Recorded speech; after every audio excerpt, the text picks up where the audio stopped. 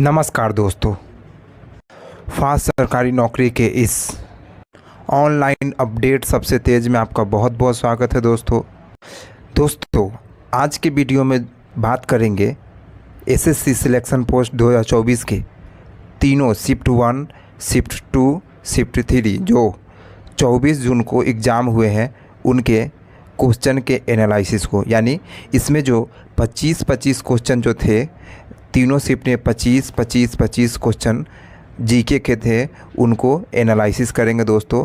तो चलिए आज का वीडियो स्टार्ट करते हैं दोस्तों। यह क्वेश्चन जो बहुत सारे छात्रों ने मुझे बताया उसके आधारित यानी उसके आधार पर दोस्तों मैंने इसको तैयार किया है दोस्तों।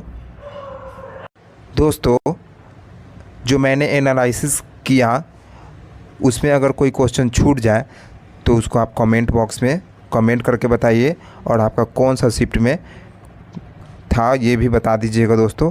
तो पहला शिफ्ट में जो क्वेश्चन पूछा गया था, सबसे पहला क्वेश्चन जो है फादर ऑफ हिंदुस्तानी म्यूजिक पूछा गया था दोस्तों। आप एक बार देख लीजिए, इसका एक बार रिव्यू देख लेता हूँ, मतलब एक बार ओवरऑल क्वेश्चन देख लेता हूँ। सीबोर्गियम एटॉमिक नंबर पूछा गया था दोस्तों। उसके बाद है बीएमआई इंडेक्स पूछा गया था। उसके बाद वेट ऑफ शॉट पुट, ठीक है, जो गोला फेंक होता है उसका वेट कितना था ये पूछा गया था। उसके बाद सेक्स रेशियो डेफिनीशन पूछा गया था। उसके बाद जिसको लिंगानुपात हिंदी में बोला जाता है दोस्तों। उसके बाद है बहु फोर्ट लोकेशन जो जम्मू कश्मीर में है, जिसमें काली पूजा जो होता है साल में 2 बार होता है। बराबर का पहाड़ जो है कहाँ पर ये पूछा गया। ये जो 8वां क्वेश्चन दिख रहा होगा, इसमें 17वीं लोकसभा में जो है उड़ीसा से कितने सांसद थे ये पूछा गया था। 17वीं लोकसभा में जो है उड़ीसा से कितने सांसद थे ये पूछा गया था दोस्तों। उसके बाद आप देख सकते हैं 9वां नंबर क्वेश्चन में पूछा गया था दोस्तों कि कौन सा अनुच्छेद जो है दोष सिद्धि से मुक्ति के बारे में बताता है, दोष सिद्धि से मुक्ति के बारे में उल्लेख करता है। तो इसमें जो बताया गया था उसमें ऑप्शन दिया गया था 17, 18, 19, 20, ये 4 ऑप्शन दिया गया था दोस्तों। इसके पूरे एनालिसिस हम नीचे करेंगे, अभी हम इसके प्रीव्यू देख रहे हैं दोस्तों। एक क्वेश्चन इस टाइप से था कि जब हुमायूं भागा तो कहाँ पर शरण लिया था, इसमें जो ये लिखा है ये क्वेश्चन थोड़ा सा भिन्न हो सकता है, ये नहीं था, ठीक है ना। जब हुमायूं भागा था तो कहाँ शरण लिया था, ऐसा क्वेश्चन पूछा गया था दोस्तों। उसके बाद पूछा गया था गोल्डन रिवॉल्यूशन किससे संबंधित है। और एक और क्वेश्चन पूछा गया था दोस्तों, किस लॉ के थ्रू जो यूरोपीय का इंडिया में ट्रायल चलाया जा सकता था। किस लॉ के थ्रू यूरोपीय का इंडिया में ट्रायल चलाया जा सकता था, इस तरीके का क्वेश्चन था दोस्तों। उसके बाद देखिए दोस्तों, अमरावती स्तूप के बारे में पूछा गया था कि ये अमरावती स्तूप कहाँ पर है। उसके बाद देखिए vice chief of air staff ये पूछा गया था, vice chief of air staff इसके बारे में पूछा गया था। CEO of railway. तो इसके पूरे एनालिसिस चलिए स्टार्ट करते हैं, देखते हैं दोस्तों रेलवे के वर्तमान सीईओ कौन है। सबसे पहला क्वेश्चन पूछा गया था दोस्तों, रेलवे के वर्तमान सीईओ कौन है। ये आज का जो है फर्स्ट शिफ्ट का मॉर्निंग शिफ्ट का 24 जून का क्वेश्चन है। ये 24 जून 2024 का क्वेश्चन है दोस्तों। रेलवे के वर्तमान सीईओ कौन है। श्रीमती जया वर्मा सिन्हा जो है रेलवे के वर्तमान सीईओ है दोस्तों। कुछ इम्पोर्टेंट बातें इसके बारे में जान लेते हैं। मंत्रिमंडल की नियुक्ति, मंत्रिमंडल की, एक मिनट,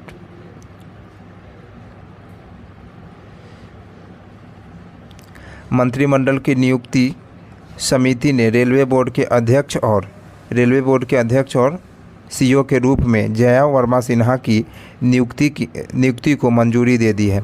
जया वर्मा सिन्हा की नियुक्ति को मंजूरी दे दी है दोस्तों। सिन्हा नए अध्यक्ष और सीईओ रेलवे बोर्ड के रूप में अनिल कुमार लोहाटी की जगह ले ली है। इससे पहले जो थे अनिल कुमार लोहाटी थे और उनके जगह जो है ये श्रीमती जया वर्मा सिन्हा ने पदभार संभालने के लिए लिया स्थान। 1 सितंबर 2023 को पदभार ग्रहण इन्होंने 1 सितंबर 2023 को की। वह रेलवे बोर्ड की पहली महिला अध्यक्ष भी है। वह रेलवे बोर्ड की पहली महिला अध्यक्ष भी है। कौन? श्रीमती जया वर्मा सिन्हा। विजय लक्ष्मी विश्वनाथन रेलवे बोर्ड की पहली महिला सदस्य थी। मतलब ये केवल मेंबर, फीमेल मेंबर की बात किया जाए तो विजय लक्ष्मी विश्वनाथन थी। और सीईओ की बात किया जाए तो पहला सीईओ जो है श्रीमती जया वर्मा सिन्हा, जो एक वीमेंस है, यानी औरत है वो। दोस्तों, जैसा कि आप देख पा रहे होंगे कि भारत के संविधान का अनुच्छेद 20 किससे संबंधित है। इस टाइप का क्वेश्चन पूछा गया था कि क्वेश्चन थोड़ा सा भिन्न था, इस टाइप से एकदम एक्यूरेट ऐसा नहीं था। पूछा गया था दोस्तों क्वेश्चन कि दोष सिद्धि से बचने के लिए कौन सा अनुच्छेद है। तो उसमें एक था ऑप्शन में 17, 18, 19 और 20। तो इस तरीके का ऑप्शन था दोस्तों। अपराध के लिए सज़ा के संबंध में संरक्षण, यानी अपराध के लिए जो है सज़ा से संबंध में संरक्षण आप ले सकते हैं। यानी कोई अपराध किए थे, इसके संबंध में आप उससे संरक्षण लेना है तो आर्टिकल 20 का यूज करना होगा। भारत के संविधान का अनुच्छेद 20 अपराध के लिए सज़ा के संबंध में संरक्षण से संबंधित है। अनुच्छेद 20 एक आरोपी व्यक्ति, चाहे वह नागरिक हो या विदेशी, चाहे वह इंडिया के नागरिक हो या विदेशी, को मनमानी और अत्यधिक सज़ा के खिलाफ 3 प्रकार की सुरक्षा प्रदान करता है। यदि कोई विदेशी भी हो सकता है इसमें, ठीक है ना, इसमें इंडिया का भी हो सकता है और विदेशी भी हो सकता है, ठीक है। अगर उस पर मनमानी कोई हो रहा है, मनमानी यानी उस पर कितना भी साल का मुकदमा चल जा रहा है, तो उसके लिए उसको दोष सिद्धि से वो क्या कर सकता है, अपने आप को 3 प्रकार से सुरक्षा प्रदान किया गया है दोस्तों। जैसा कि आप हमारे इंडियन कॉन्स्टिट्यूशन के हिसाब से बात कर रहे हैं दोस्तों।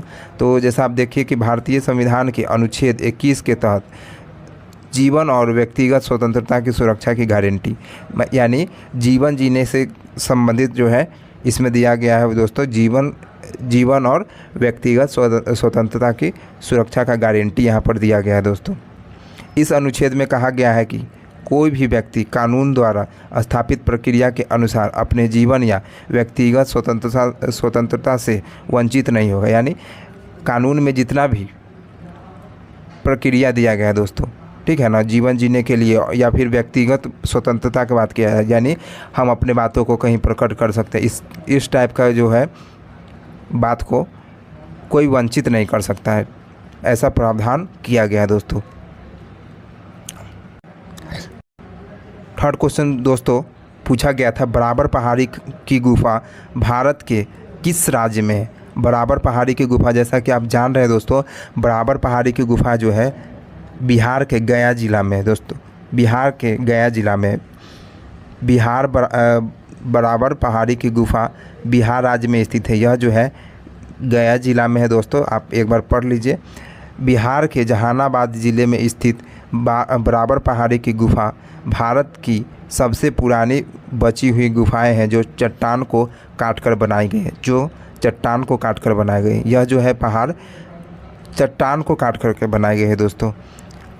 इसमें जो है एग्ज़ाम में ऑप्शन दिया गया था दोस्तों, एक दिया गया था रामपुरवा करके दिया गया था, रामपुरवा बिहार ऐसे दिया गया था, और एक जो था गया बिहार करके एक ऑप्शन था। तो इसमें गया बिहार ऑप्शन सही है, ठीक है दोस्तों।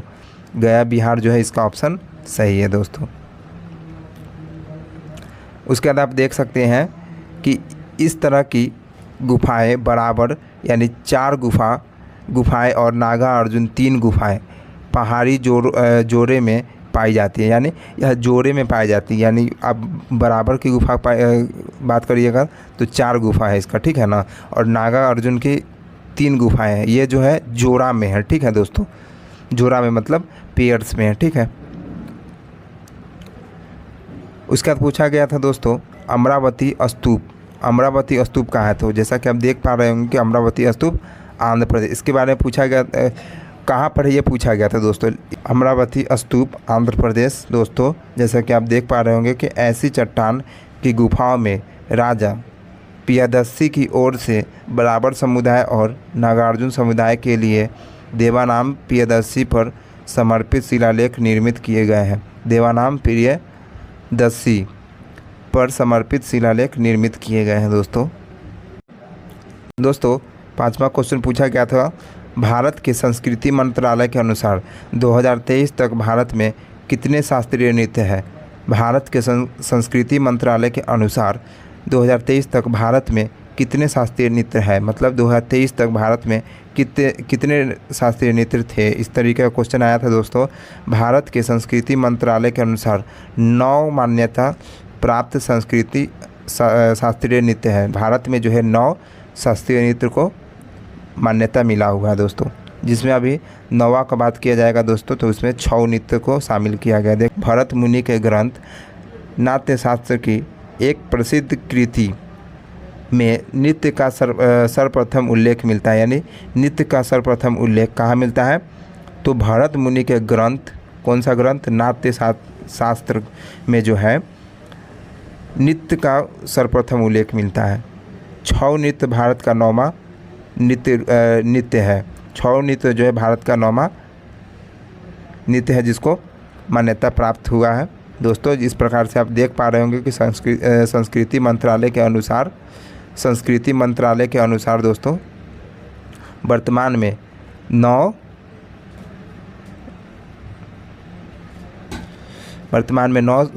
शास्त्रीय नृत्य हैं।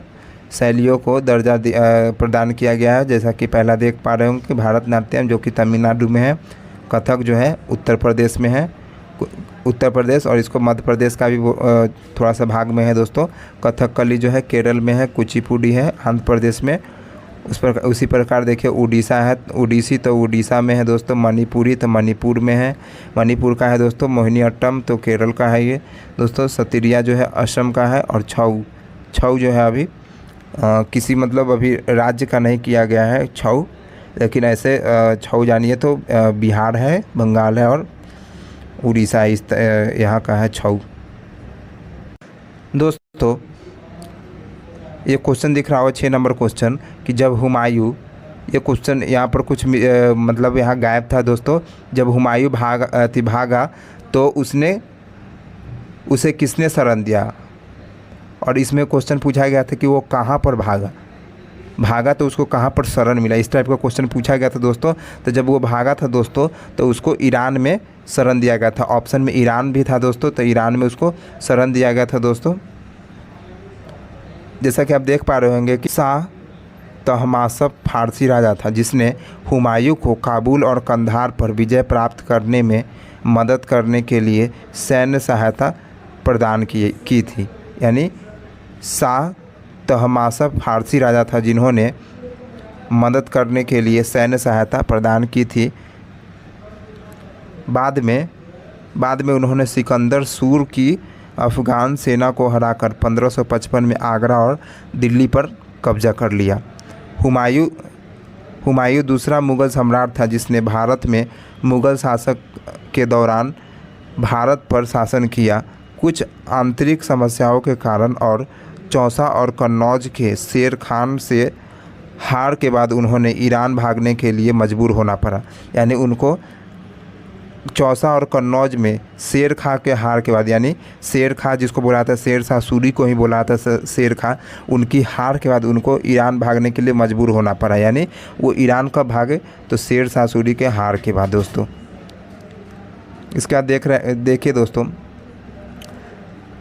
ये क्वेश्चन पूछा गया था दोस्तों, एक क्वेश्चन पूछा गया था 7 नंबर क्वेश्चन है कि जनसंख्या में प्रति 1000 पुरुषों पर महिलाओं की संख्या को लिंगानुपात कहा जाता है। यानी इस टाइप से क्वेश्चन पूछा गया था कि जनसंख्या में प्रति 1000 पुरुषों पर महिलाओं की संख्या को क्या कहा जाता है। ये लिंगानुपात नहीं दिया हुआ था, क्या कहा जाता है इसको बोला गया था दोस्तों। तो लिंगानुपात को एक दी गई जनसंख्या में प्रति 1000 पुरुषों पर महिलाओं की संख्या के रूप में परिभाषित किया जाता है। यानी 1000 पुरुषों पर कितनी महिला है इसको जो है परिभाषित किया जाता है। इसको शॉर्ट में बोला जाता है दोस्तों लिंगानुपात बोला जाता है दोस्तों। अगला क्वेश्चन पूछा था दोस्तों, आप देख पा रहे होंगे, एडमिरल दिनेश कुमार त्रिपाठी भारतीय नौसेना के नए प्रमुख नए प्रमुख से पहले कौन थे, मतलब एडमिरल दिनेश कुमार त्रिपाठी जो थे ये भारतीय नौसेना के प्रमुख थे दोस्तों। इनके पहले कौन थे ये पूछा जा रहा है, ठीक है। अभी तो नए प्रमुख बने हैं एडमिरल दिनेश कुमार त्रिपाठी जो है भारतीय नौसेना के ये प्रमुख बने हैं। इनसे पहले कौन थे प्रमुख भारतीय नौसेना के, तो आर हरि कुमार। कौन थे, आर हरि कुमार थे दोस्तों। इसके बाद देखिए दोस्तों, एडमिरल दिनेश कुमार त्रिपाठी भारतीय नौसेना के प्रमुख बन गए 30 अप्रैल 2024 को उन्होंने एडमिरल आर हरि कुमार की रिटायर होने के बाद प्रभार ग्रहण किया। यानी आर हरि कुमार के रिटायर होने की, यानी इससे पहले वाले जो थे वो रिटायर हुए तो इन्होंने अपने पदभार को ग्रहण किया। दोस्तों देख पा रहे होंगे इस टाइप का क्वेश्चन पूछा था दोस्तों। आप जो भी शिफ्ट होगा आप उनसे मिला लीजिए दोस्तों। इस वीडियो में तीनों ही शिफ्ट का हम डिस्कशन कर रहे हैं। तो चलिए दोस्तों अगला क्वेश्चन को स्टार्ट करते हैं। 9 नंबर क्वेश्चन में 17वीं लोकसभा में उड़ीसा में कितने सांसद थे। 17वीं लोकसभा में उड़ीसा में कितने, वही क्वेश्चन था दोस्तों। 17वीं लोकसभा में दोस्तों 21 लोकसभा सदस्य थे। 17वीं लोकसभा में दोस्तों 21 लोकसभा सदस्य थे। राज्यसभा सदस्य जो की संख्या जो दोस्तों थी वो 10 थी। राज्यसभा सदस्यों की संख्या 10 थी दोस्तों। आगे बढ़ते हैं दोस्तों। अभी देखिए दोस्तों, उड़ीसा के नए सीएम जो है मोहन चरण मांझी बने हैं। उड़ीसा के नए सीएम मोहन चरण मांझी बने हैं दोस्तों। ये कुछ पॉइंट्स थे इनको। एक पूछा गया था क्वेश्चन कि बीएमआई का जो यूनिट पूछा गया था दोस्तों, तो ये यूनिट जो होता है दोस्तों बीएमआई का ये होता है केजी मीटर स्क्वायर होता है दोस्तों। यही पूछा गया था कि जो बॉडी मास इंडेक्स होता है बीएमआई, उसका जो यूनिट क्या होता है, उसको किस यूनिट में नापा जाता है, तो केजी पर मीटर स्क्वायर के में नापा जाता है दोस्तों। तो इसको आप जान लीजिए कि बीएमआई आखिर होता क्या है दोस्तों। सबसे पहले तो बीएमआई का फुल फॉर्म होता है बॉडी मास इंडेक्स। पता करने का क्या सूत्र है, BMI = वज़न बटे ऊंचाई। वज़न सबसे पहले ऊपर वेट होगा और उसके नीचे बटा में जो होगा ऊंचाई होगा दोस्तों। वज़न को केजी में और ऊंचाई को मीटर स्क्वायर में रखना होगा दोस्तों। किसी व्यक्ति का शरीर द्रव्यमान सूचकांक वज़न और ऊंचाई के मामले में शरीर में मोटापा दर्शाता है। यानी यह जो BMI जो है यह जो है मतलब बॉडी के जो है मोटापा को दर्शाता है दोस्तों। कि अगर और भी आगे जैसे कि आप डाटा देख पा रहे होंगे दोस्तों, या कुछ डाटा नीचे, इस डाटा के बारे में भी डिस्कस करेंगे दोस्तों कि ये आखिर ये क्या है डाटा, इसके बारे में बताएंगे। अभी इसके बारे में जान लेते हैं।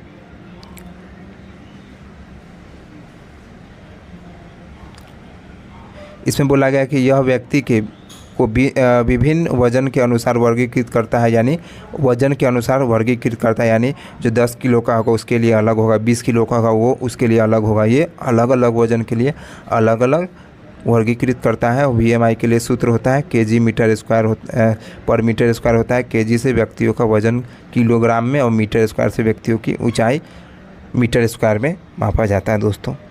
इस प्रकार से आप निकाल सकते हैं। आप ही देखिए ये क्लासिफिकेशन ऑफ BMI का क्लासिफिकेशन है दोस्तों। अगर कोई व्यक्ति अंडरवेट अगर कोई व्यक्ति है, जैसे कि हम BMI निकालने के लिए सबसे पहले ऊपर वेट रखें और नीचे रख दिए उसके हाइट के बारे में दोस्तों। हाइट रखे तो जैसे अगर 18.5 से अगर कम आ रहा है दोस्तों, अगर 18.5 से BMI रेशियो अगर 18.5 से कम आ रहा है तो वो अंडरवेट है। अंडरवेट का मतलब होता है अगर जैसे कि वेट होना चाहिए उसको जो वेट होना चाहिए उससे उसके अंदर है, ठीक है ना, उसके नीचे है दोस्तों। अगर वो 18.5 से 24.9 में है तो वो नॉर्मल है। ये नॉर्मल है दोस्तों। BMI अगर 18.5 है से लेकर के 24.9 है तो वो नॉर्मल है। अगर 25 से लेकर 29.9 तक है तो वो ओवरवेट है। ओवरवेट का मतलब होना चाहिए 25 kg तो होगा 40 kg ज़रूर होगा दोस्तों। ओबेसिटी का मतलब होता है जो व्यक्ति का पेट निकला होता है, जो हल्का जो है तंदुरुस्त होता है, उसके लिए BMI जो होता है 30 से अधिक होता है, BMI 30 से अधिक होता है। तो यह डाटा के बारे में आप देख पाएँ दोस्तों। चलिए आगे बढ़ते हैं। एक क्वेश्चन दोस्तों पूछा गया था, कुछ खतरनाक टाइप का क्वेश्चन था ये। IUPAC एक मिनट, IUPAC नामकरण के अनुसार दोस्तों आवर्त सारणी में किस तत्व के परमाणु क्रमांकों को सीबोर्गियम नाम से नाम दिया गया है? सीबोर्गियम किसका नाम दिया गया है दोस्तों, ये पूछा गया है। तो इसका देखिए आंसर होगा दोस्तों, एटॉमिक नंबर 106 को नाम दिया गया है, सीबोर्गियम दिया गया है नाम। इसका जो है एटॉमिक मास, एटॉमिक वेट देखिएगा 266 होता है दोस्तों। और यह जो है दोस्तों आगे देखिए, इसमें देखिए सिंथेटिकली यहाँ प्रिपेयर होता है यानी, और ये जो है ट्रांजिशन एलिमेंट है। और इस प्रकार से आप नीचे देख पाइएगा दोस्तों, यह एक कृत्रिम रासायनिक तत्व है जिसका प्रतीक Sg है, यानी सीबोर्गियम का जो प्रतीक है वो Sg है। परमाणु क्रमांक जो है दोस्तों 106 है। इस तत्व का नाम ग्लेन टी सीबोर्ग के नाम पर रखा गया है। ग्लेन टी सीबोर्ग एक साइंटिस्ट है, उनके नाम पर रखा गया दोस्तों, ग्लेन टी सीबोर्ग के नाम पर रखा गया है दोस्तों। एक अमेरिकी परमाणु रसायनज्ञ थे यानी केमिस्ट थे दोस्तों, और नोबल पुरस्कार विजेता, उनको नोबल भी मिल चुका है दोस्तों। सीबोर्गियम एक रेडियोधर्मी तत्व है और इसके सबसे स्थिर समस्थानिक का आधा जीवन केवल कुछ मिनट का होता है। यानी जैसा कि बोला जा रहा है दोस्तों, इसके जो सबसे स्थिर जो समस्थानिक होता है का आधा जीवन केवल कुछ मिनट का होता है। यानी समस्थानिक का आधा जीवन क्या होता है दोस्तों, कुछ मिनट का होता है। सीबोर्गियम की खोज की सूचना सबसे पहले 1974 में कैलिफोर्निया में लॉरेंस बर्कले नेशनल लेबोरेटरी के वैज्ञानिक की एक टीम ने दिया दोस्तों। आप कुछ इस प्रकार से देख पाए दोस्तों कि सीबोर्गियम के बारे में क्या उसका रोल था, इसके बारे में आप देख पाए दोस्तों। उसके बाद देखिए किस लॉ के यूरोपीय इंडिया में ट्रायल चलाया जा सकता था, मतलब किस लॉ के थ्रू, ऐसा क्वेश्चन था, किस लॉ के थ्रू यूरोपीय का इंडिया में ट्रायल चलाया जा सकता था दोस्तों। तो 1883 में इल्बर्ट विधेयक जो था, ये इसका आंसर जो है दोस्तों, इल्बर्ट विधेयक इसका था आंसर। इसके बारे में दोस्तों देखिए, जैसा कि आप देख पा रहे होंगे दोस्तों, इल्बर्ट बिल जो है भारत के इतिहास में 1883 में प्रस्तावित एक विवादास्पद उपाय है जिसके तहत वरिष्ठ भारतीय मजिस्ट्रेट यानी वकील जिसको बुलाया था दोस्तों, भारत में ब्रिटिश नागरिकों से जुड़ी मामले की अध्यक्षता करने की अनुमति देने की मांग की गई। यानी ब्रिटिश की अध्यक्षता की अनुमति देने की मांग की गई, मतलब ब्रिटिश लोगों की अध्यक्षता करने की मांग किया गया, अनुमति उसको देने के लिए मांग किया गया था दोस्तों इस बिल के थ्रू। उसके बाद है दोस्तों, गोला फेंक में गोले का वज़न कितना होता है, यानी जो गोला फेंका जाता है उसमें गोले का वज़न कितना हो, इस प्रकार से क्वेश्चन पूछा गया था दोस्तों। गोलाकार गोले धातु का बना होता है, ये जो गोला होता है वो धातु का बना होता है। पुरुष के शॉट का वज़न 7.26 होता है, 26 किलोग्राम में होता है दोस्तों। यह लगभग 16 पाउंड का होता है और व्यास जो है 110 से लेकर के 130 मिलीमीटर तक होता है और 4.3 से लेकर के 5.1 इंच तक होता है। यह भी एग्जाम में पूछा जा सकता है, जब पाउंड में जब पूछा गया तो यह भी पूछा जा सकता है दोस्तों। और महिलाओं के लिए जो है 4 केजी का होता है दोस्तों, और 8.82 पाउंड का होता है का शॉट लगाती है, जिसका व्यास जो है 95 से 110 मिलीमीटर होता है। और इंच में अगर बात की जाए तो 3.7 से लेकर के 4.3 इंच होता है दोस्तों। फादर ऑफ हिंदुस्तानी म्यूजिक पूछा गया था दोस्तों। इनका पिक्चर आप देख पा रहे होंगे दोस्तों, कुछ इस प्रकार से पिक्चर है। तानसेन या रामतनु इनका नाम था। हिंदुस्तानी शास्त्रीय संगीत के एक महान ज्ञाता थे। इन्हें सम्राट अकबर के नवरत्न में भी शामिल गिना जाता था दोस्तों। इनको सम्राट अकबर के नवरत्न में भी गिना जाता है दोस्तों। उसके बाद है दोस्तों बाहू किला मंदिर कहाँ है। बाहू किला मंदिर आप इस प्रकार से आप देख पा रहे होंगे, कुछ इस प्रकार का फ़ोटो है। ये है बाहू किला मंदिर, एक बार आप देख पा रहे होंगे। यही इसी मंदिर का नाम है बाहू किला मंदिर। देख लीजिए दोस्तों, ये PDF आपको मिल जाएगा मेरे टेलीग्राम पर, जा कर के वहाँ से देख लीजिएगा इस PDF को। जैसा कि आप देख पा रहे होंगे दोस्तों कि बाहू किला मंदिर जम्मू में है दोस्तों, जम्मू में है। अंदर हिंदू देवी काली को समर्पित एक मंदिर है, यानी यह काली जी का मंदिर है। किले के चारों ओर एक विस्तृत सीढ़ीदार उद्यान विकसित किया गया है, यानी एक पार्क जो है वो विकसित किया गया है दोस्तों, जिसे बाग-ए-बहू के नाम से जाना जाता है।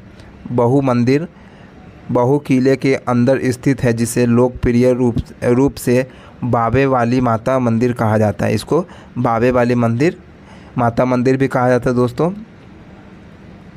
नेक्स्ट क्वेश्चन है दोस्तों, स्वर्ण क्रांति का संबंध बताओ, यानी गोल्डन रिवॉल्यूशन के बारे में बताना था दोस्तों। शहद उत्पाद और बागवानी से संबंधित है दोस्तों यह। उसके बाद पूछा गया था दोस्तों उत्तराखंड के राज्यपाल कौन है दोस्तों, ये पूछा गया था गुरमीत सिंह। कुछ इस प्रकार से आप इनका पिक्चर देख पा रहे होंगे दोस्तों, यही है गुरमीत सिंह दोस्तों। तो छत्तीसगढ़ का उच्च न्यायालय कहाँ स्थित है। छत्तीसगढ़ का उच्च न्यायालय कहाँ स्थित है। छत्तीसगढ़ का उच्च न्यायालय कहाँ स्थित है दोस्तों, यह बिलासपुर में स्थित है दोस्तों। अगला क्वेश्चन दोस्तों 19 नंबर क्वेश्चन है, NSDL पेमेंट बैंक का मुख्यालय किस राज्य में स्थित है। NSDL पेमेंट बैंक का मुख्यालय किस राज्य में स्थित है, तो महाराष्ट्र राज्य में स्थित है। दांडी यात्रा के समय भारत का वायसराय कौन था। दांडी यात्रा के समय भारत का वायसराय कौन था। दांडी यात्रा कब हुआ था, 1930 में। तो इस समय जो है दोस्तों भारत का वायसराय लॉर्ड इरविन था दोस्तों। कौन से योजना के तहत SC/ST को 10 लाख से 1 करोड़ तक का ऋण देने का बात होता है दोस्तों, व्यापार करने के लिए उनको। SC/ST को व्यापार करने के लिए दोस्तों कौन सा योजना को जो है 10 लाख से 1 करोड़ जो बढ़ा दिया गया। तो इसका ऑप्शन में बहुत क्लोज ऑप्शन था दोस्तों, ग्रो अप करके था एक, और भी था, स्टैंड अप भी था, लेकिन कन्फ्यूजिंग टाइप का मतलब इसमें ऑप्शन था दोस्तों। आप इसको देख पा रहे होंगे दोस्तों कि स्टैंड अप इंडिया इस तरीके का कोई मतलब योजना था। इसको आप एक बार पढ़ पा रहे होंगे दोस्तों।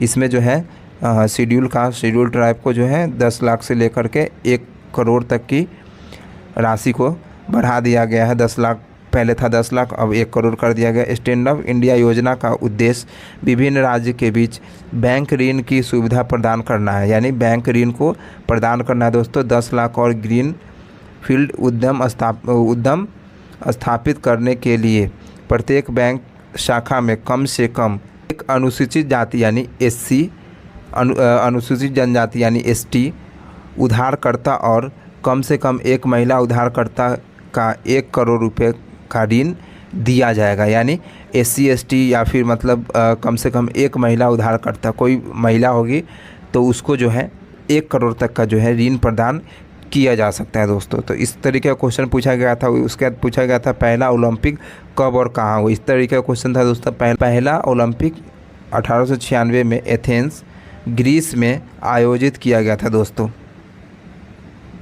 तो यह यहाँ पर दोस्तों समाप्त होता है पहला शिफ्ट दोस्तों।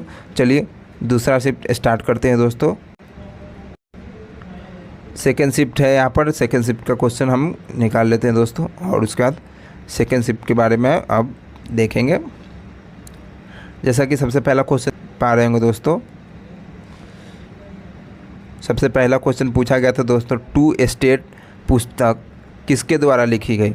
2 स्टेट पुस्तक किसके द्वारा लिखी गई दोस्तों। यह पुस्तक जो है चेतन भगत की है, एक पुस्तक है दोस्तों। इसका सही उत्तर जो था दोस्तों चेतन भगत था दोस्तों। उसके बाद देखिए इसके बारे में कुछ इम्पोर्टेंट बातें हम लोग बात कर लेते हैं दोस्तों।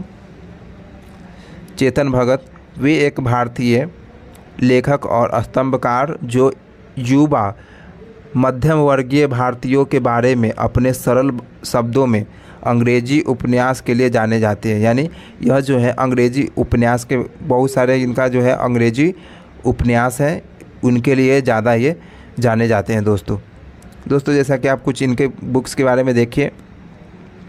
इनका कुछ प्रमुख बुक है, जैसा कि आप देख पा रहे होंगे दोस्तों। यहाँ पर एक बुक है 5 पॉइंट समवन, ये 2004 का है, 2004 का बुक है दोस्तों। उसके बाद एक बुक है इनका चेतन भगत का बुक देख लीजिए, one night at the call, एक इनका दूसरा पुस्तक है दोस्तों। उसी प्रकार से दोस्तों आप देख पा रहे होंगे कि तीसरा पुस्तक इनका है the 3 mistake of my life, 2008 में ये प्रकाशित हुआ दोस्तों यह पुस्तक। उसके बाद देखिए दोस्तों, एक है 2 स्टेट्स के बारे में अभी बताया था, 2019 में प्रकाशित हुआ दोस्तों। यही क्वेश्चन पूछा था कि 2 स्टेट पुस्तक जो है किनकी है, तो ये चेतन भगत का पुस्तक है। उसके बाद और भी बुक है दोस्तों, द रिवोल्यूशन 2020 ऐसे करके बुक था इनका, ये 2011 में प्रकाशित हुआ। उसके बाद दोस्तों एक पुस्तक है हाफ गर्लफ्रेंड, 2024 में ये प्रकाशित हुआ। आप देख पा रहे होंगे ये कुछ इस तरीके का पुस्तक है इनका। उसके ऊपर के कवर का ये फ़ोटो है दोस्तों, हाफ गर्लफ्रेंड, यहाँ पर चेतन भगत का ये पुस्तक है दोस्तों। उसके बाद है मेकिंग इंडिया ऑसम, ये 2015 का यह पुस्तक है दोस्तों, यह भी चेतन भगत का ही पुस्तक है दोस्तों। उसके बाद एक पुस्तक है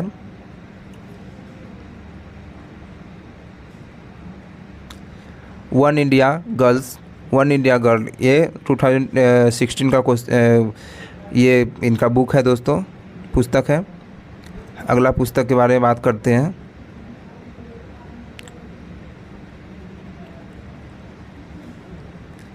एक पुस्तक है इनका इंडिया पॉजिटिव, ये 2019 का है, 19 में प्रकाशित हुआ था दोस्तों ये पुस्तक। उसका दोस्तों देखिए सेकंड क्वेश्चन पूछा गया था दोस्तों, इस प्रकार से कुछ देख पा रहे होंगे कि CGI का पूर्ण रूप क्या होता है। CGI का पूर्ण रूप क्या होता है जो दोस्तों आप देख पा रहे होंगे दोस्तों, chief justice of India. C से होता है चीफ, J से जस्टिस ऑफ इंडिया, I से इंडिया होता है दोस्तों। कुछ इस प्रकार से आप देख पा रहे होंगे कि हम इनके बारे में कुछ पढ़ लेते हैं, जैसा कि आप देख रहे होंगे।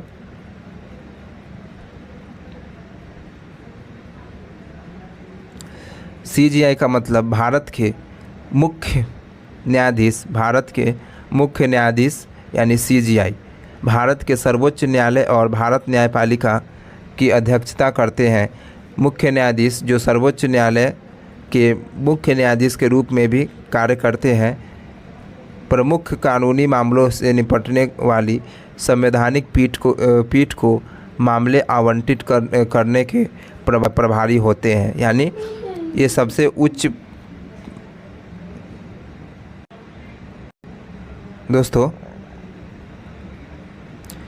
फुल फॉर्म ऑफ MLA का full form member of legislative assembly, MP का full form member of parliament, CM का full form chief minister, PM का full form prime minister, CGI का full form chief justice of India. दोस्तों कुछ इस प्रकार से आप देख पा रहे होंगे। 281 एंड बियॉन्ड इन क्रिकेटरों में से किसकी आत्मकथा है। ये क्वेश्चन पूछा गया था दोस्तों। BVS लक्ष्मण जो है भारतीय इंडियन प्लेयर है दोस्तों। इसने लिखा था 281 एंड बियॉन्ड इन क्रिकेटरों में से, ऐसे करके क्वेश्चन पूछा गया था दोस्तों। BVS लक्ष्मण द्वारा लिखित 291 एंड बियॉन्ड नामक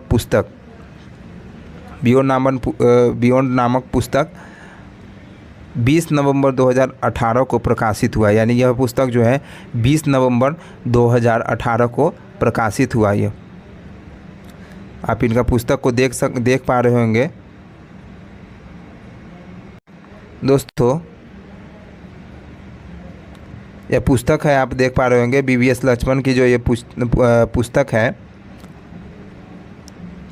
BVS Lakshman with Kaushik 281 and beyond, 281 and beyond, इस तरीके इसका पुस्तक है। इसका जो पुस्तक का शीर्षक लिया गया था वो कैसे लिया गया था इसके बारे में जानिए। इस पुस्तक का शीर्षक 2001 में ईडन गार्डन कहाँ पर दोस्तों, कोलकाता में है दोस्तों, खेले गए उस मैच से लिया गया जिसमें उन्होंने ऑस्ट्रेलिया के खिलाफ 281 रन बनाया था। जब इन्होंने 2001 के ईडन गार्डन में खेले गए उस मैच से किया जिसमें इन्होंने ऑस्ट्रेलिया के खिलाफ 281 रन बनाया था, उसमें इन्होंने इसका शीर्षक 281 बियॉन्ड से रखा दोस्तों। BVS लक्ष्मण ने 1996 में भारत के लिए टेस्ट मैच के साथ मतलब अपना करियर का स्टार्टिंग किया। ये इंडियन प्लेयर में दोस्तों इन्होंने 1986 में टेस्ट मैच के साथ अपना करियर का स्टार्टिंग किया दोस्तों, और BVS लक्ष्मण 2012 में इंटरनेशनल क्रिकेट से अपनी रिटायरमेंट ले लिया दोस्तों। अगला क्वेश्चन देख पा रहे होंगे दोस्तों कि निम्नलिखित में से किसे IRDA यानी insurance regulatory and development authority of India यानी भारतीय बीमा नियामक विकास प्राधिकरण के अध्यक्ष नियुक्त किया गया। किनको जो है IRDA के अध्यक्ष नियुक्त किया गया दोस्तों। तो जैसा कि आप देख पा रहे होंगे देवाशीष पांडा को IRDA के अध्यक्ष चुना गया दोस्तों। केंद्र सरकार ने पूर्व वित्त सेवा सचिव देवाशीष पांडा को IRDA यानी insurance regulatory and development authority of India भारतीय बीमा नियामक विकास प्राधिकरण का अध्यक्ष नियुक्त किया गया दोस्तों।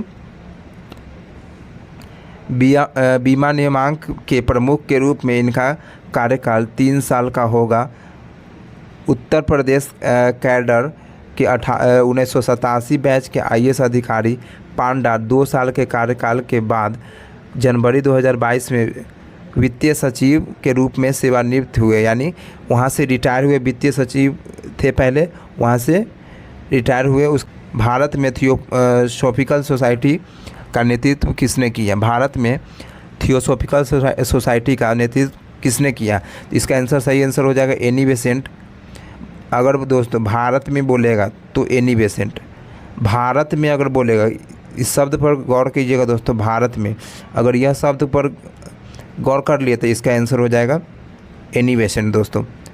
एनी बेसेंट ने उत्तरार्ध में थियोसॉफिकल सोसाइटी का नेतृत्व किया दोस्तों, उत्तरार्ध में थियोसॉफिकल सोसाइटी का नेतृत्व किया। इसकी दोस्तों इसकी शुरुआत जो है मैडम HP ब्लावात्स्की 1831 से 1891 के बीच में किया, और कर्नल MS अलकॉट ने की थी, कर्नल MS अलकॉट ने की थी। ये दोनों मिल करके, ब्लावात्स्की और कर्नल अलकॉट ने मिलकर किया था दोस्तों थियोसॉफिकल सोसाइटी का।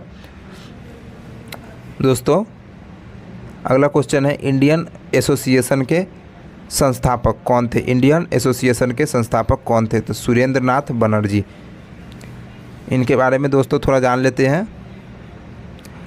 सुरेंद्र नाथ बनर्जी ने इंडियन एसोसिएशन की स्थापना किया। इंडियन एसोसिएशन की स्थापना सुरेंद्र नाथ बनर्जी, इसकी स्थापना में उनके साथ आनंद मोहन बोस भी शामिल थे। इस संस्था का उद्देश्य लोगों की राजनीतिक, बौद्धिक और भौतिक उन्नति के लिए हर संभव प्रयास करना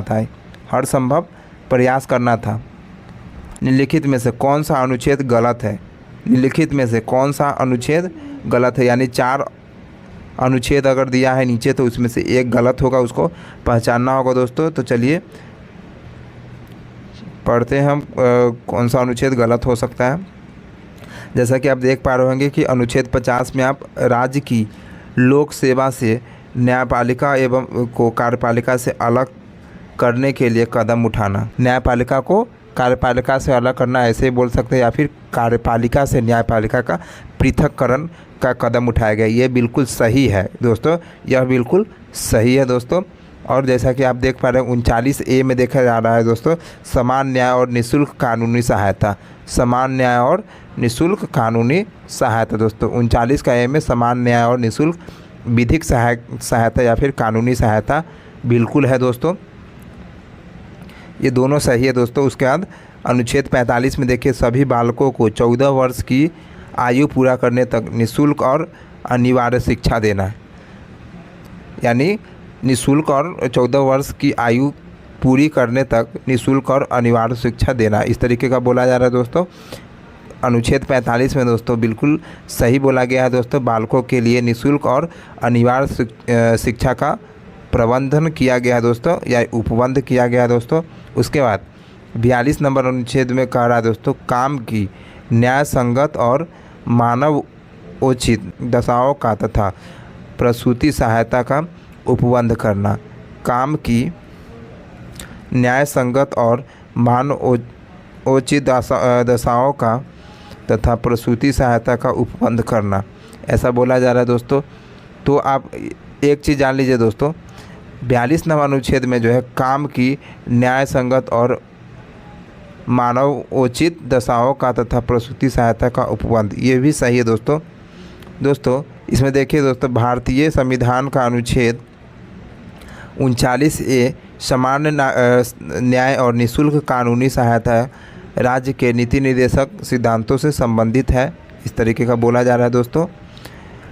भारतीय संविधान के भाग 4 में अनुच्छेद 36 से 51 तक DPSP का उल्लेख किया गया। DPSP यानी राज्य के नीति निर्देशक तत्व, या फिर इंग्लिश में बोले directive principle of state policy, इसका इंग्लिश फुल फॉर्म है दोस्तों। अगला देख लेते हैं दोस्तों। एक्चुअली उस क्वेश्चन में हुआ क्या कि टोटली ऑप्शन सही था, वो एग्जामिनेशन पॉइंट ऑफ व्यू से आप उस तरीका दिया हुआ था, उसमें कुछ आर्टिकल वही था, लेकिन उसमें ऑप्शन में कुछ गलत दिया हुआ था, आर्टिकल के बारे में कुछ गलत दिया हुआ था, लेकिन उसको 4 आर्टिकल दिया गया, तो वही 4 आर्टिकल के बारे में दिया गया था। आप देख पाए होंगे कि आर्टिकल 50, 39 से 45 इसमें कोई गलत एक दिया गया था, ठीक है ना। इसमें मैं पूरे सही करके मैं एक्सप्लेन किया हूँ दोस्तों। उसका देखिए दोस्तों, DPSP के विचार को 1937 में आयरिश संविधान से भारतीय संविधान के निर्माता द्वारा लिया गया। आयरिश यानी आयरलैंड के संविधान से भारतीय संविधान के निर्माता द्वारा लिया गया। 1937 में DPSP का विचार आयरलैंड से लिया गया। राज्य के नीति निर्देशक तत्व से जुड़े कुछ अन्य मुख्य महत्वपूर्ण अनुच्छेद है दोस्तों। कुछ महत्वपूर्ण अनुच्छेद है, इसको आप पढ़ सकते हैं दोस्तों। हम इसको PDF को डाल देंगे दोस्तों। आगे बढ़ते हैं हम, देख लीजिए आप एक बार अच्छे से। ये महत्वपूर्ण अनुच्छेद मुझे लगे तो मैं इसको उस क्वेश्चन का पुट इन कर दिया दोस्तों। जैसा कि दोस्तों आप देख पा रहे होंगे, इसमें क्वेश्चन पहले पूछा जा रहा है कि 2011 में सबसे कम महिला साक्षरता दर किस राज्य में जो है दर्ज किया गया। तो राजस्थान में सबसे कम पढ़ी लिखी महिला है, वहाँ पर 2011 में सबसे कम साक्षरता दर, महिला साक्षरता दर राजस्थान में दर्ज किया गया। दोस्तों महिला साक्षरता दर सबसे कम कहाँ दर्ज किया गया, तो राजस्थान में 2011 में भारत की साक्षरता दर 74.04% था। जनगणना 2011 के अनुसार दोस्तों बताया जा रहा है यह। दोस्तों 2011 के जनगणना के अनुसार अगर देखें, पुरुष साक्षरता दर 82.14% और महिला साक्षरता दर दोस्तों 65 परसेंटेज में बात करें दोस्तों, तो सबसे कम महिला साक्षरता दर राजस्थान में 52.66% है दोस्तों। सबसे कम पुरुष साक्षरता दर जो है दोस्तों बिहार में है दोस्तों 73.39%। महिला साक्षरता दर सबसे अधिक जो है केरला में है 91.98% है दोस्तों। मिजोरम में 89.40% है दोस्तों। पुरुष साक्षरता दर सबसे अधिक लक्षद्वीप में है 96.11% है और केरल में 96.02% है दोस्तों। बिहार में साक्षरता दर 62.82% के साथ भारत में सबसे कम साक्षरता दर जो है बिहार में है दोस्तों। केंद्र शासित प्रदेश में लक्षद्वीप की साक्षरता दर सबसे अधिक 92.28%। भारतीय राज्य में केरल की साक्षरता दर सबसे अधिक 91% है। और इसके बाद मिज़ोरम की है दोस्तों। इसके बाद मिज़ोरम का दोस्तों देख लीजिए 91.58% है दोस्तों। चलिए अगला क्वेश्चन देख लेते हैं दोस्तों क्या कह रहा है। इसमें कुछ क्वेश्चन देख लीजिए। 2011 में निम्नलिखित में से किस राज्य में अनुसूचित जनजाति की जनसंख्या के प्रतिशत में सबसे अधिक है दोस्तों। मिज़ोरम में अनुसूचित जनजाति जो है दोस्तों सबसे अधिक कहाँ पर है दोस्तों, मिज़ोरम में है दोस्तों। 2011 में की जनगणना के अनुसार अनुसूचित जनजाति का अधिकतम अनुपात निम्नलिखित में से कौन से राज्य में, निम्नलिखित राज्यों में है दोस्तों। जैसा कि बताया जा रहा है, आप देख लीजिए जनजाति की बात कर रहे हैं दोस्तों, जनजाति की बात कर रहे हैं दोस्तों। मिज़ोरम में 94.8% बताया जा रहा है दोस्तों। नागालैंड में 86.5%, मेघालय में 86.1%, अरुणाचल प्रदेश में 68.8% है दोस्तों। आगे देखिए, अनुसूचित जनजाति की साक्षरता दर मिज़ोरम में सबसे अधिक 91.7% और आंध्र प्रदेश में सबसे कम 49.2%। 2011 में जनगणना के अनुसार अनुसूचित जनजाति भारत में कुल जनसंख्या का 8.6% है। यानी कुल जनसंख्या का बात करें तो 8.6% है दोस्तों। 2011 से 2021 की अवधि के दौरान अनुसूचित जनजाति की दशकीय वृद्धि दर 23.7% दर्ज किया गया था दोस्तों। यानी 10 साल में इसकी जनसंख्या दोस्तों 23.7% बढ़ा। जनगणना आंकड़ों के आधार पर अखिल भारतीय अनुसूचित जनजाति यानी एसटी की साक्षरता दर 2001 के 47.1% से बढ़कर 2011 में 59% हो गया दोस्तों।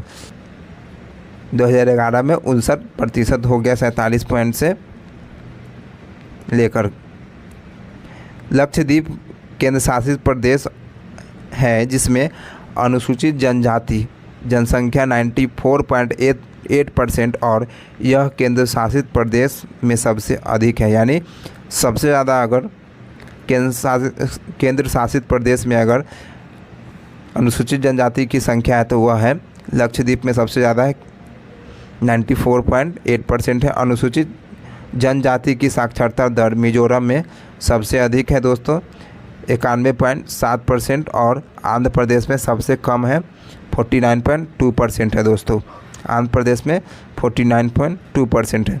2011 की जनगणना के अनुसार अनुसूचित जनजाति भारत की कुल जनसंख्या का 8.6% है। यानी भारत की कुल जनसंख्या का 8.6% है दोस्तों। उसका देखिए, चोटियागिरी बिहार महोत्सव कहाँ पर आयोजित किया जाता है। चोटियागिरी बिहार महोत्सव कहाँ आयोजित किया जाता है दोस्तों, सांची में चोटियागिरी बिहार महोत्सव का आयोजन होता है दोस्तों। सांची कहाँ पर दोस्तों, मध्य प्रदेश के रायसेन ज़िले में है दोस्तों। सांची कहाँ है, मध्य प्रदेश के रायसेन ज़िले में। यह जो है सांची स्तूप के लिए प्रसिद्ध है दोस्तों। सांची स्तूप का निर्माण 3री शताब्दी ईसा पूर्व में मौर्य वंश के दौरान शुरू हुआ दोस्तों। मौर्य वंश के दौरान शुरू हुआ और 5वीं शताब्दी में गुप्त वंश तक जारी रहा। यानी इसका यह जो बना वो 3री शताब्दी यानी 300 BC के बाद जो है स्टार्ट हुआ बनना मौर्य वंश के समय, और उसके बाद 5वीं शताब्दी तक ये गुप्त वंश तक ये बना दोस्तों। आगे है दोस्तों, चोटियागिरी बिहार महोत्सव जो है नवंबर के महीनों में आयोजित किया जाता है दोस्तों। इसमें बौद्ध भिक्षु और तीर्थयात्री भाग लेते हैं। लोग सारीपुथा और महामोगलाना के अवशेष देखने आते हैं। दोनों ही बुद्ध के शुरुआती शिष्य थे। यह सारीपुथा और महामोगलाना जो थे ये दोनों ही बुद्ध के शुरुआती शिष्य थे दोस्तों। उत्तराखंड का सबसे ऊंचा पर्वत कौन सा है। उत्तराखंड का सबसे ऊंचा पर्वत कौन सा है दोस्तों, तो नंदा देवी है दोस्तों। नंदा देवी उत्तराखंड का सबसे ऊंचा पर्वत है नंदा देवी भारत की दूसरी सबसे ऊंची पर्वत चोटी है, सबसे ऊंची पर्वत चोटी है दोस्तों। देश के भीतर सबसे ऊंची है नंदा देवी। मुख्य शिखर इसका देखिए तो 7816 मीटर है, जो कि 25,643 फीट है। ये ऊंचा चमोली ज़िले में स्थित है। ये कौन से ज़िले में स्थित है? तो चमोली ज़िले में स्थित है दोस्तों नंदा देवी। पूर्व पिथौरागढ़ चमोली में 7434 मीटर यानी 24,390 फीट ऊंचा है दोस्तों। यह जो है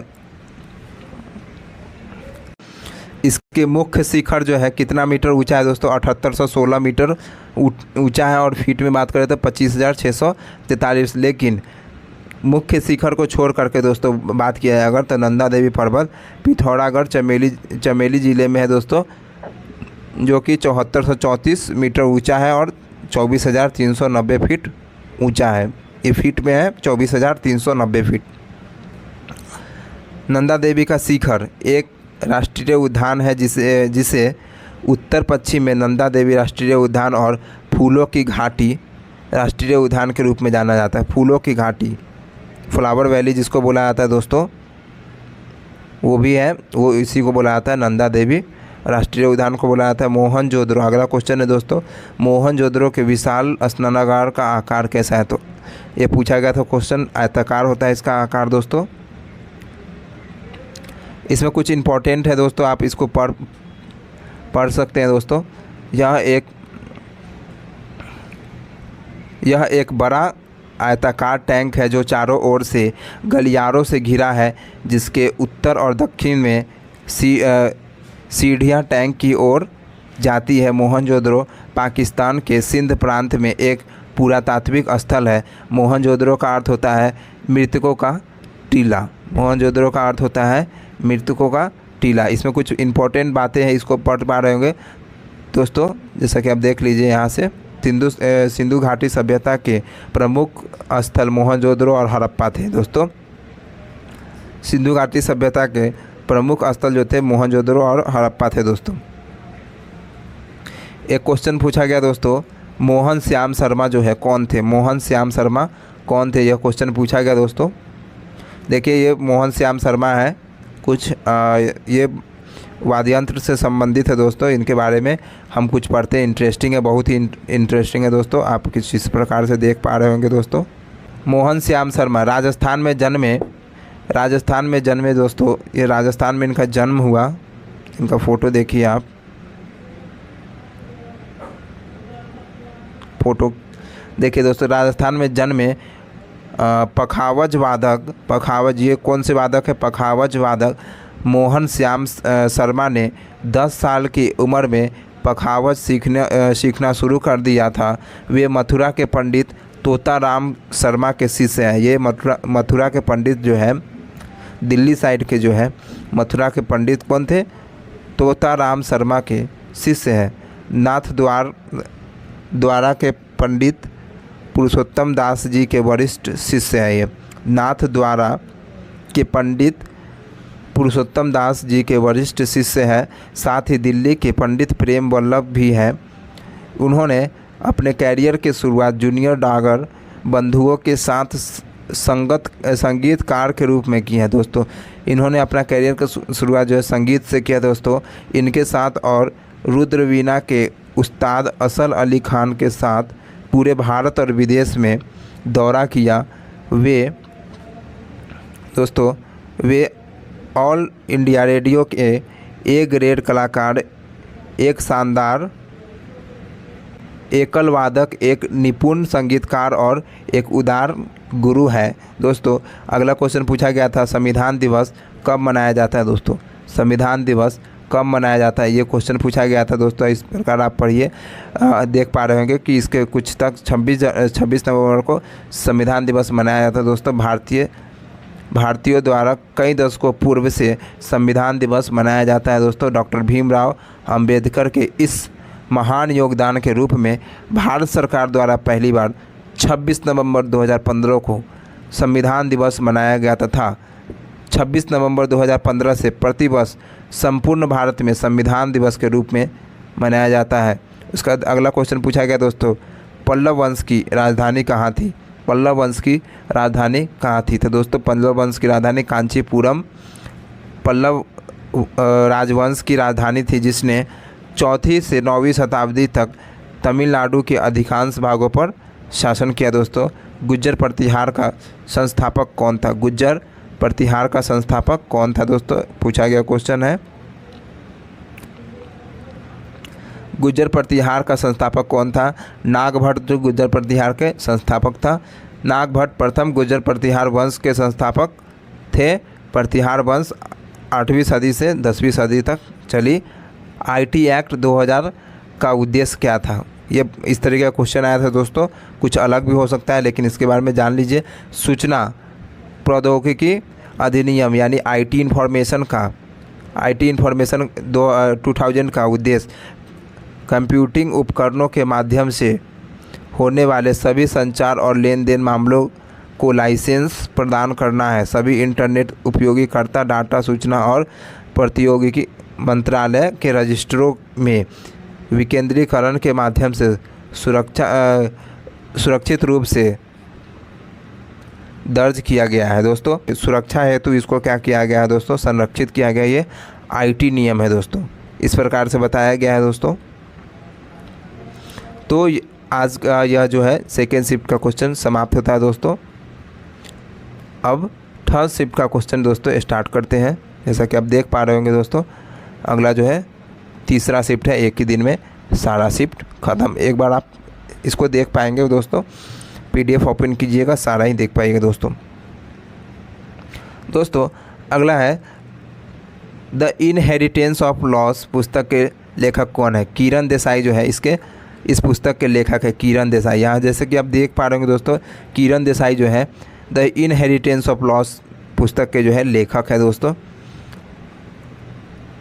इनके बारे में आप कुछ जान लीजिए दोस्तों। क्या है? भारतीय लेखक किरण देसाई का दूसरा उपन्यास इनहेरिटेंस ऑफ लॉस है दोस्तों। यह जो है दूसरा उपन्यास है दोस्तों, जो एग्ज़ाम में पूछा गया। यह पहली बार 2006 में प्रकाशित हुई थी।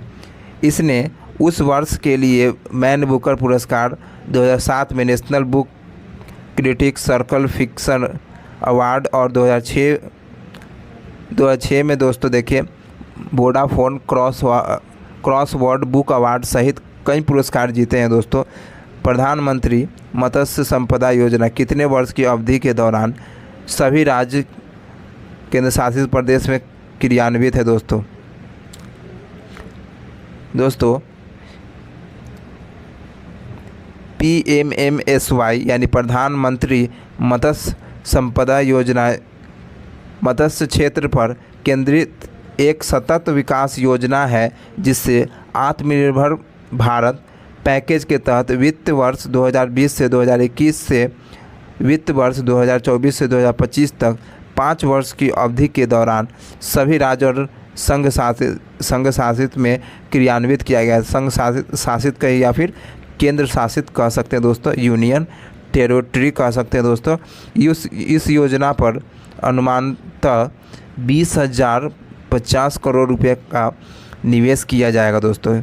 इस योजना में 20,050 करोड़ का निवेश किया जाएगा दोस्तों। इसका लोगो भी देख पा रहे होंगे, प्रधानमंत्री मत्स्य संपदा योजना है दोस्तों। 2023 को किस राज्य में महिला के लिए कार्यस्थल को यानी जहां पर महिला काम करती है उसको सुरक्षित बनाने के लिए दोस्तों साहस नामक पहल की शुरुआत किया गया दोस्तों। आप इसका लोगो देख पा रहे होंगे, जैसा कि making working place safer women safety wings Telangana. ये तेलंगाना का आपको दिख ही गया होगा दोस्तों। तो आप इस प्रकार से आप देख पा रहे होंगे, देखिए तेलंगाना दोस्तों। आप इस योजना के बारे में एक बार देख पा रहे होंगे। साहस पहल योजना लॉन्च कब हुआ था? 19 मई 2023 को तेलंगाना में लॉन्च हुआ। लॉन्च किया किसने लॉन्च किया दोस्तों? देखिए तेलंगाना के गृह मंत्री महसूद अली ने लॉन्च किया। इस पहल के अंतर्गत जारी हैदराबाद के माइक्रोसॉफ्ट साहस साथी चैटबॉट, साहस साथी व्हाट्सएप नंबर और ऑनलाइन सुविधाएं, इस तरीके का ये सुविधा इसमें शामिल किया गया दोस्तों। लक्ष्य क्या है दोस्तों? कार्यस्थल पर महिलाओं के यौन उत्पीड़न से संरक्षण प्रदान करने वाली व्यवस्था को सुदृढ़ बनाना दोस्तों। उद्देश्य क्या है दोस्तों? महिलाओं के लिए कार्यस्थल को सुरक्षित बनाना दोस्तों। इस तरीके का ये योजना है दोस्तों, जिसमें महिलाओं से संबंधित है दोस्तों। यह अगला क्वेश्चन पूछा गया था दोस्तों कि भारतीय संविधान का अनुच्छेद 123 राष्ट्रपति को अधिकार देता है। राष्ट्रपति को किस तरीके का अधिकार देता है? संसद के अवकाश के दौरान अध्यादेश की घोषणा। संसद में जब अवकाश होगा उसके दौरान अध्यादेश की घोषणा इस 123 आर्टिकल के तहत होगा दोस्तों। भारतीय संविधान के अनुच्छेद 123 में राष्ट्रपति को संसद में अवकाश के दौरान अध्यादेश लाने का अधिकार दिया गया जब संसद दोनों सदन सत्र में नहीं हो। जब राज्यसभा लोकसभा दोनों ही सत्र में नहीं होगा तब ये आ सकता है दोस्तों। उसके बाद राष्ट्रपति की शक्ति बनाने वाली अध्यादेश को राष्ट्रपति की सबसे महत्वपूर्ण विधायी शक्ति माना जाता है दोस्तों। अध्यादेश को संसद द्वारा 6 माह के भीतर पुनः अनुमोदित किया जाना चाहिए, यानी एक बार में जो दोस्तों 6 महीने तक लग सकता है दोस्तों यह अध्यादेश। उसके बाद फिर से लाना है तो फिर से पारित करना होगा दोस्तों। अध्यादेश का अधिकतम जीवन 6 माह और 6 सप्ताह तक सीमित है दोस्तों, यानी 6 माह और 6 सप्ताह तो इसका अधिकतम होगा। उसके बाद फिर से इस बिल को पास करना होगा, समीक्षा करना होगा दोस्तों। इसके बाद है दोस्तों राष्ट्रपति किसी भी समय अध्यादेश वापस ले सकता है दोस्तों। राष्ट्रपति केवल उन्हीं मामलों के लिए अध्यादेश जारी कर सकता है जिन मामलों पर संसद कानून बना सकती है, मानी जिन मामले पर संसद को कानून बनाने का अधिकार है दोस्तों उसी मामले पर अध्यादेश लग सकता है दोस्तों।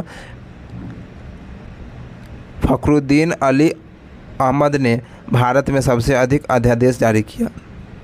भारत में सबसे अधिक अध्यादेश जारी करने वाले कौन थे दोस्तों? फखरुद्दीन अली अहमद।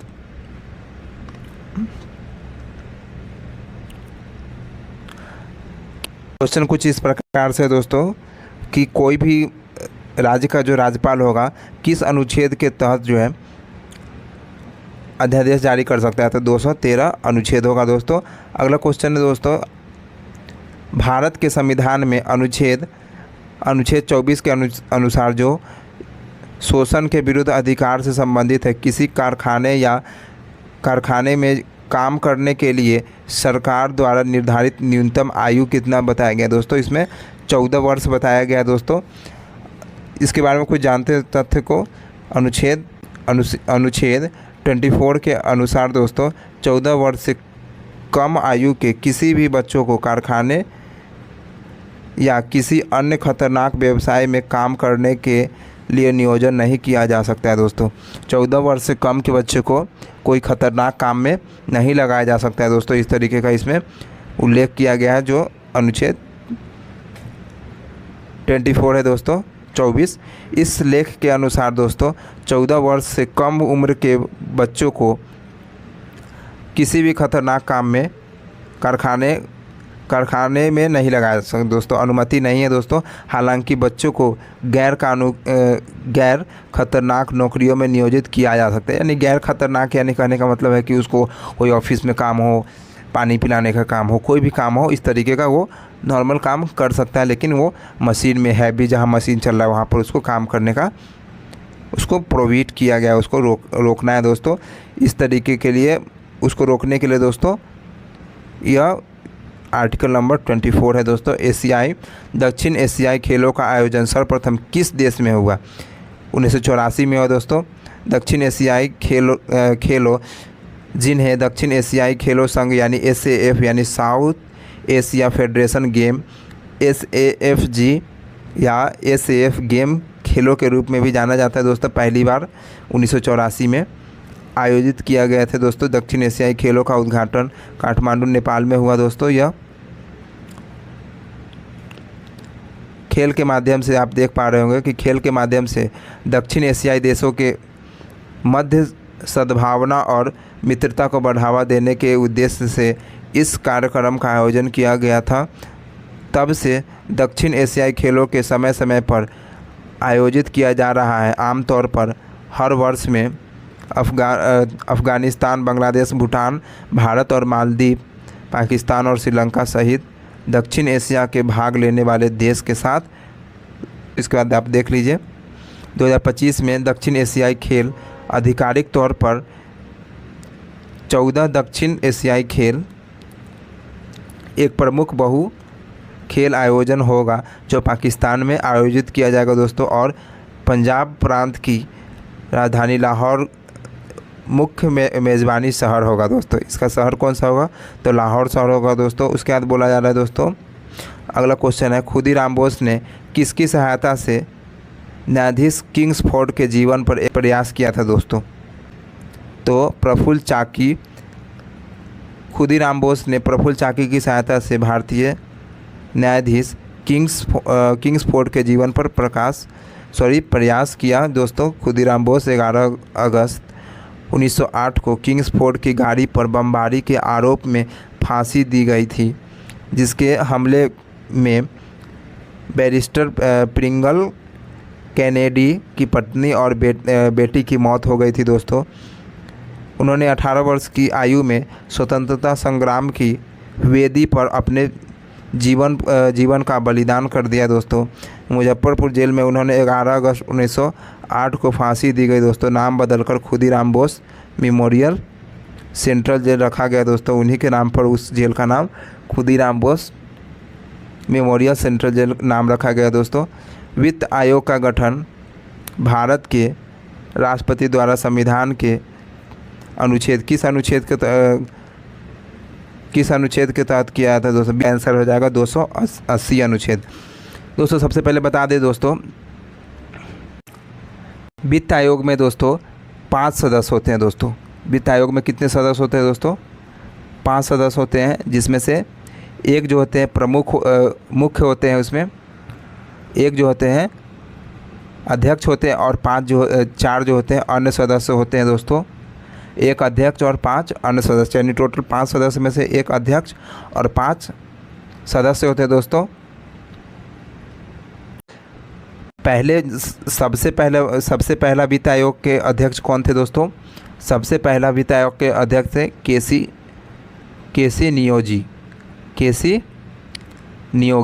नियोगी थे दोस्तों। पहले वित्त आयोग के अध्यक्ष जो कौन थे? केसी नियोगी। अभी 16वें और वर्तमान में जो है वित्त आयोग के अध्यक्ष कौन है दोस्तों? अरविंद पनघड़िया। ये अरविंद पनघड़िया दोस्तों पहले जब 2014 में नीति आयोग जब आया दोस्तों, उस समय उपाध्यक्ष भी थे दोस्तों। जब नीति आयोग आया दोस्तों तो उस समय उपाध्यक्ष भी थे दोस्तों। इनका नाम है अरविंद पनघड़िया दोस्तों।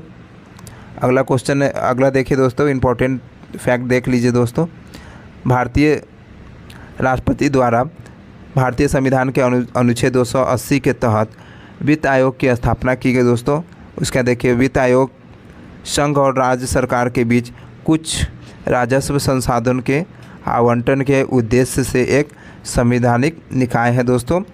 यह केंद्र और राज्य के वित्तीय संबंधों को परिभाषित करने के लिए बनाया गया था। इसका गठन 1951 में हुआ था। प्रसिद्ध मराठा योद्धा शिवाजी ने निम्नलिखित में से किस मुगल सम्राट के खिलाफ लड़ाई लड़ी थी दोस्तों? तो औरंगजेब के खिलाफ लड़ा था दोस्तों। उस समय औरंगजेब जो था उससे लड़ा था दोस्तों। मराठा शासक शिवाजी ने उत्तर भारत और दक्षिण कोकण जो है इधर का क्षेत्र है दोस्तों, आपको पता होगा क्षेत्रों का में स्वतंत्र, यानी मराठा का जो क्षेत्र था कोकण है, इधर काठियावाड़ी कोकण है, इधर गुजरात साइड से सटा हुआ है दोस्तों। स्वतंत्र मराठा साम्राज्य की स्थापना की। मराठा साम्राज्य के प्रसार को रोकने के लिए औरंगजेब ने 1686 ईस्वी में बीजापुर पर कब्जा किया। औरंगजेब जो है 1686 में दोस्तों बीजापुर पर कब्जा कर लिया था शिवाजी ने 1665 में। राजा जय सिंह के साथ पुरंदर की संधि किया था, हस्ताक्षर किया पुरंदर की संधि राजा जय सिंह के साथ किया दोस्तों। नीचे अब अगला क्वेश्चन दोस्तों, अमीबा की विशेषता की सूची दी गई है दोस्तों, कथनों को पहचाना है दोस्तों। अमीबा, पहला कथन है अमीबा एक कोशिकीय जीव है, बिल्कुल सही जवाब है दोस्तों। इनमें संकुचनशील रिक्तिका नहीं होती है, संकुचनशील मतलब सिकुड़ नहीं, अमीबा तो सिकुड़ता भी है, तो ये गलत है दोस्तों। इसकी गतिशील संरचना सिलिया होती है, नहीं, इसकी गतिशील संरचना सिलिया नहीं होती है दोस्तों। चौथा में बोला अमीबा भोजन को फैगोसाइटोसिस, इसके जो मुंह होते हैं इसको यहाँ पर जो ये खाते हैं इसको बोला जाता है फैगोसाइटोसिस बोला जाता है दोस्तों, ये सही है। तो कथन 1 और 4 दोस्तों, कथन 1 और 4 सही है दोस्तों। जैसे हमारे जो होते हैं ओसोफेगस होते हैं जिसको फूड पाइप बोला जाता है, उसी तरीके से फैगोसाइटोसिस होते हैं। जी इम्पॉर्टेंट फैक्ट है दोस्तों, इसको पढ़ लेते हैं। अमीबा एक कोशिकीय जीव है, एक कोशिकीय जीव है जिसमें भोजन को संग्रहित करने के लिए खाद्य रिक्तिका उपशिष्ट पदार्थ को संग्रहित करने के लिए संकुचनशील रिक्तिका होती है। इसकी गतिशील संरचना सूडोपीडिया है। अमीबा भोजन को फोगोसाइटोसिस के माध्यम से निगलता है। अमीबा जो है भोजन को फेगोसाइटोसिस के माध्यम से निगलता है। न्यूक्लियोलस का कार्य बताना, न्यूक्लियोलस का कार्य बताना है दोस्तों। न्यूक्लियोलस कोशिकाओं में प्रोटीन संश्लेषण और राइबोसोम के उत्पादन में मदद करता है दोस्तों। न्यूक्लियोलस का कार्य बताना, न्यूक्लियोलस कोशिका में प्रोटीन संश्लेषण और राइबोसोम के उत्पादन में मदद करता है। नाभिक के कार्य क्या है दोस्तों, नाभिक के कार्य क्या है, इसमें क्वेश्चन है। यह कोशिका के भीतर दोहरी झिल्ली वाला एक गोलाकार अंगक है। केंद्रीय कोशिका के अंदर सभी कार्यों को नियंत्रित करता है और तथा आनुवांशिक जानकारी भी ले जाता है दोस्तों। नाभिक के भीतर एक विशेष स्थान होता है जिसे न्यूक्लियोलस कहा जाता है दोस्तों, जो राइबोसोम संश्लेषण में शामिल होता है। न्यूक्लियोलस क्रोमैटिन का एक गैर झिल्ली बंधक संघनित क्षेत्र है दोस्तों। यह सक्रिय राइबोसोमल आरएनए संश्लेषण के लिए स्थल के रूप में कार्य करता है दोस्तों।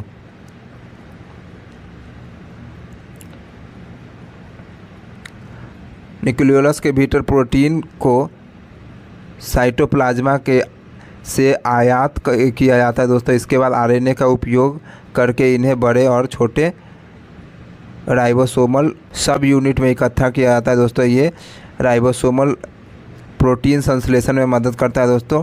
राइबोसोम जो होता है प्रोटीन संश्लेषण, ribosome help in the synthesis of protein दोस्तों। राइबोसोम का कार्य बताइए दोस्तों, इसमें पूछा गया है राइबोसोम का कार्य पूछ रहा है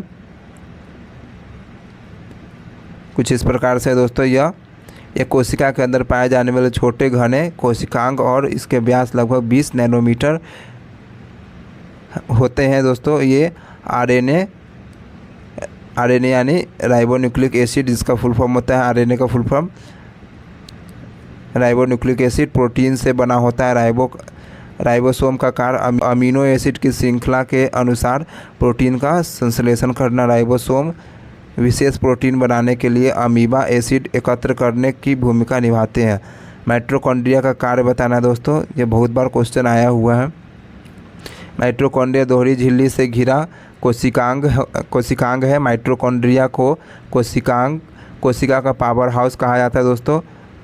माइटोकॉन्ड्रिया के कार्य जो है दोस्तों, देखते हैं माइटोकॉन्ड्रिया के कार्य क्या है। यह ऑक्सीडेटिव फॉस्फोरिलीकरण के माध्यम से ऊर्जा उत्पादन में महत्वपूर्ण भूमिका निभाता है। यह हेपेटाइटिस में विषहरण प्रक्रिया में शामिल होता है दोस्तों, शामिल है। यह कोशिका की चयापचय गतिविधियों को विनियमित करने में मदद करता है दोस्तों। उसके बाद है यह कोशिका वृद्धि और गुणन को बढ़ावा देता है। यह एटीपी उत्पादन यानी कोशिका की ऊर्जा मुद्रा के लिए जिम्मेदार है।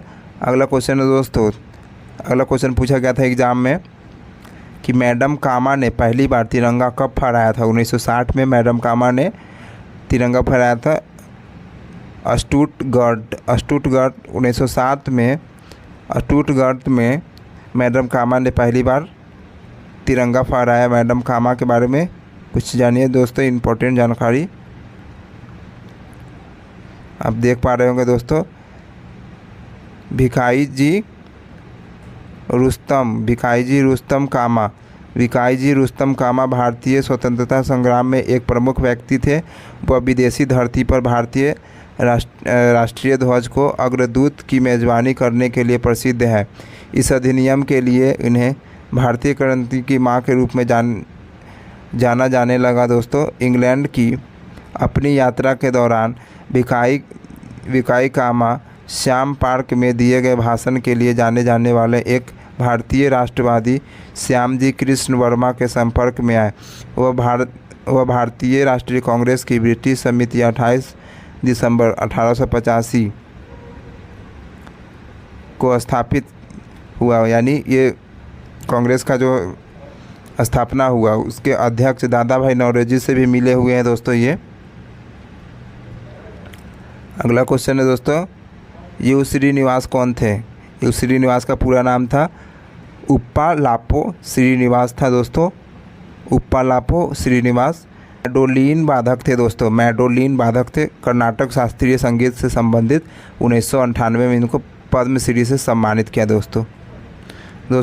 तो आज का वीडियो क्वेश्चन यहीं तक और समाप्त होता है दोस्तों। अगर यह वीडियो अच्छा लगेगा तो लाइक कर दीजिएगा दोस्तों, शेयर कर दीजिएगा। अगर कोई क्वेश्चन अगर आपको लग रहा है आपका कोई शिफ्ट में आया है तो उसको सेंड करिए। आज का वीडियो यहीं तक। अगर ये वीडियो अच्छा लगेगा तो लाइक कर दीजिएगा, शेयर कर दीजिएगा। तो मिलते हैं अगले वीडियो में दोस्तों। जय हिंद,